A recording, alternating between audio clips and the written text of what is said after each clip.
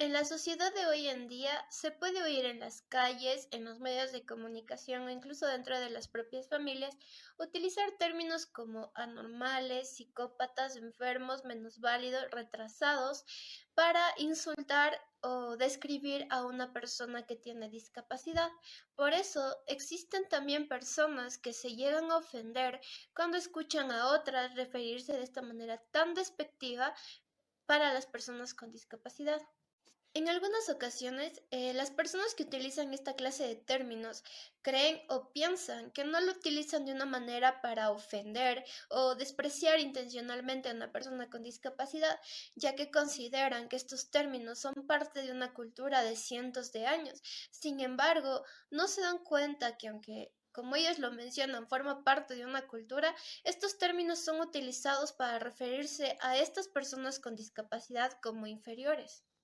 Y no nos damos cuenta que estas palabras que muchas veces hemos utilizado o otras personas lo utilizan, califican a las personas con discapacidad como si no fueran capaces de hacer nada por sí solos, que solamente necesitan de otras personas para poder demostrar que ellos son capaces y que valen como seres humanos.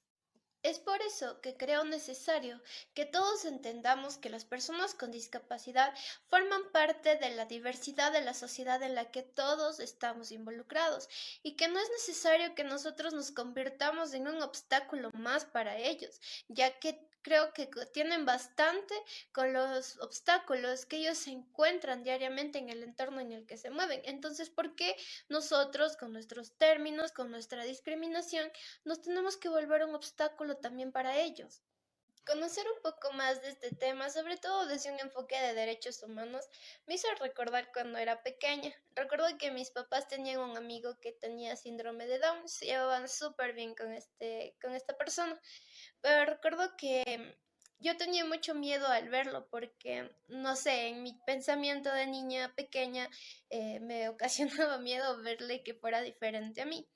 Y recuerdo que al igual, al lado de la casa de mis abuelitos, también había una persona con discapacidad, pero sí me molestaba porque me seguía a todas partes donde me veía. Entonces, como niña, tenía miedo de que me hiciera algo malo.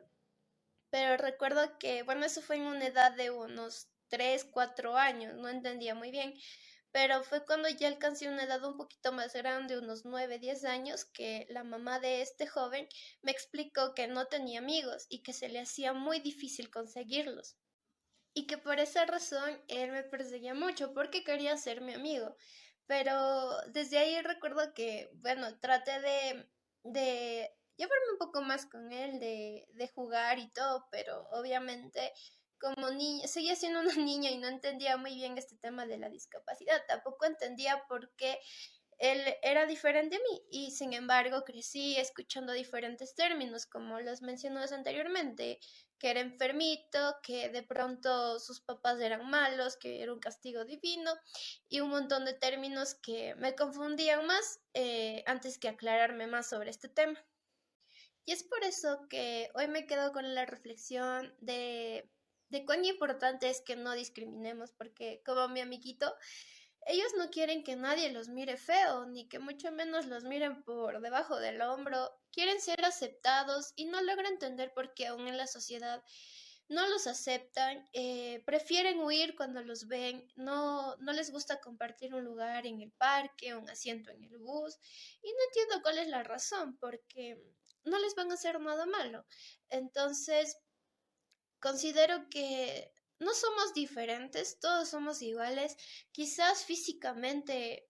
obviamente somos diferentes, pero en términos de derechos, todos somos iguales y merecemos que seamos aceptados y no discriminados ante nadie. Entonces, es importante que rompamos con todas estas etiquetas como yo lo hice desde mi familia